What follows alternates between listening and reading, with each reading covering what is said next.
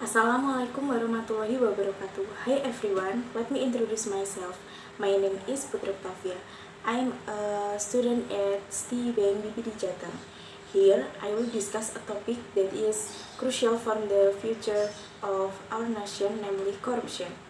Corruption is like a parasite that undermines Indonesian progress, takes away people's rights and hinders development. Like a chronic disease, corruption has been rooted for a long time, infecting various sectors and has become a stumbling block to the nation's progress. An example of a corruption case that occurred recently, namely the teen corruption case with potential state loss reaching 271 trillion Indonesian rupees, has become a sharp focus in Indonesia.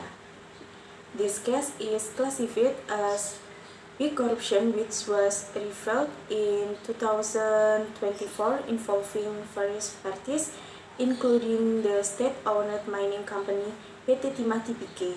The case relates to alleged corruption in the tin commodity trading system in the PT Timah Tbk mining business license or AUP area from the 2015 to 2022, with the model of cooperation in managing illegal land, selling illegal mining products to PT Timah Tbk.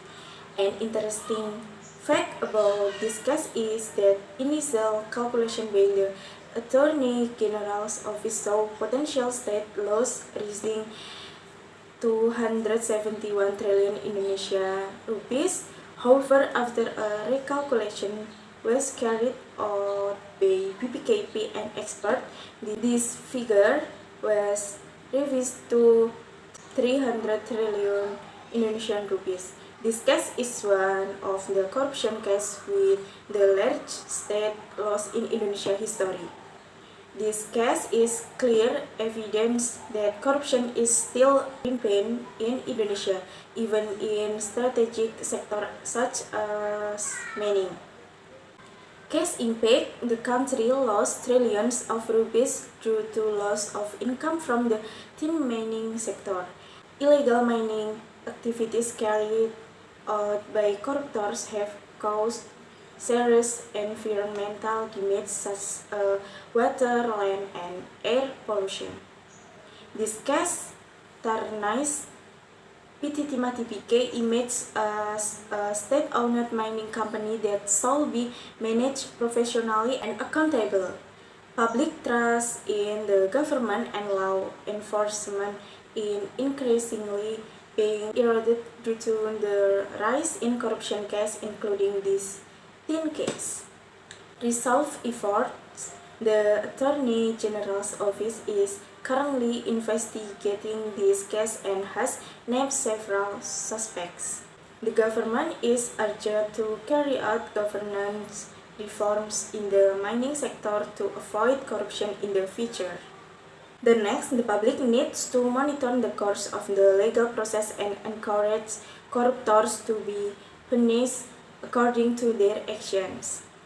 Various efforts have been made to eradicate corruption in Indonesia, including establishment of the Corruption Eradication Commission with the specific aim of eradicating corruption and with broader authority than other law enforcement agencies. Various laws have been passed to strengthen the eradication of corruption, such as the Anti-Corruption Law, the Money Laundering Law, and the Witness and Victim Protection Law. Increasing transparency and accountability to prevent corruption by opening public access to information and decision-making process. Anti-corruption education to instill anti-corruption values from an early age in the younger generation. Even though various efforts have been made, eradicating corruption in Indonesia still faces various challenges, including there are still many corruption cases that have not been resolved before the court, Sometimes political interests come into play in effort to eradicate corruption.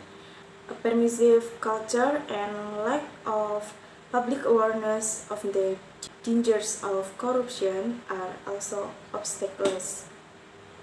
There is no strong coordination between institutions related to eradicating corruption.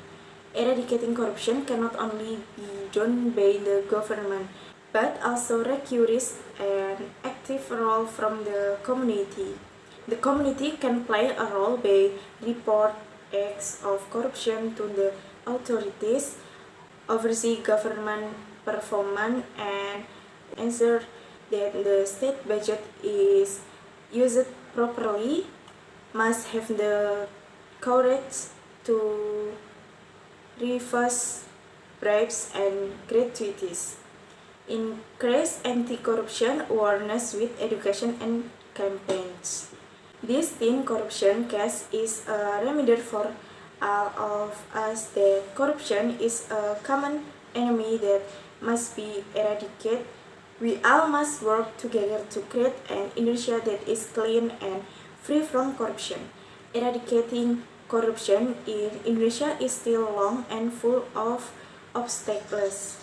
However, with strong commitment from all parties, it's not impossible that corruption can be eradicated and Indonesia will become a clean and dignified country.